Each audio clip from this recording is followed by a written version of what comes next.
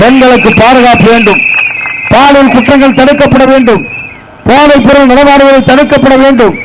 இந்த நல்லெண்ணம் உள்ள ஒரே தலைவர் தளபதியை தவிர நம்முடைய யாரும் இல்லை. திமுகவும் அண்ணா திமுகவும் கூட்டணியாக தவிர தனித்தனி கட்சிகளை நீங்கள் புரிந்து கொள்ள வேண்டும். ஏனென்றால் கொள்ளையடிப்பதற்கு ஒரு கூட்டமாக இருக்கின்ற கூட்டங்கள் இது. எடப்பாடி பழனிசாமியை முதலமைச்சர் என்று சின்னம்மா சசிகலா சொன்னாங்க. நான் அப்ப அவைத்தலைவர் திண்டுக்கல் சீனிவாசன் பொருளாளர். நான் அப்போது நான் பார்த்தேன், திடீர்னு வந்து விழுந்தாரு.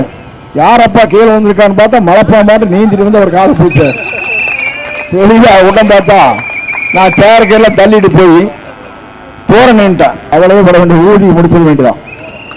எல்லோரும் வருவார்கள். 7 மணி புகாரம் கொடுக்கிறதா சொல்லியிருக்காங்க. செந்தில் பாலாஜி 8000 டோக்கன் கொடுக்கிறதா சொல்லியிருக்காங்க. ஒன்னும் நிறைய நீங்க கேளுங்க, கொடுக்கறதுல வாங்குங்க.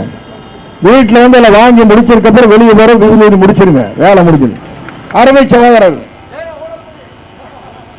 இன்று நம்மிடத்திலே போட்டியிடுகிறார். KP ராஜுடைய மகன் சதீஷ். அவர் பஸ்ல மேல ஏறாரு, அப்படியே என்னை பார்த்தாரு. அடுத்த நாள் என்னை அழைத்தார். பிரதர் சார், தயவு செஞ்சு அம்மா படத்தை வச்சுக்கணும் சார், உங்களை கேட்டுக்கிறேன் சார் அப்படின்னார்.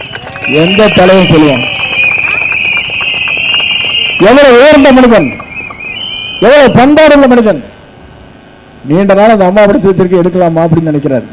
எவ்வளவு உணர்வுகள் அவரிடத்தில் இருக்கிறது.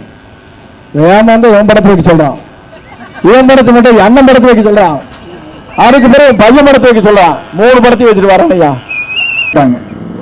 நம்முடைய விசில் தினத்துடைய பட்டம் நான் சொல்லிட்டு அதிகாரிட்டு சொன்னேன், ஏசன் கன்சல்ட்ட ஒரு 2-3 பொட்டி எக்ஸ்ட்ரா வச்சிருக்கேன்னு. ஏன்னு கேட்டாங்க, பட்டனை அமுத்தி கீழே போயிருங்க பட்டனை, ஏன்னா நீங்க ஒரு 2 பொட்டி எக்ஸ்ட்ரா வைங்க, மொத்தம் பட்டன் பூரா மேலைக்கு எங்களுக்கு கீழே போயிருங்க. அந்த அளவுக்கு மக்கள் வேகமாக இருக்கிறார்கள்.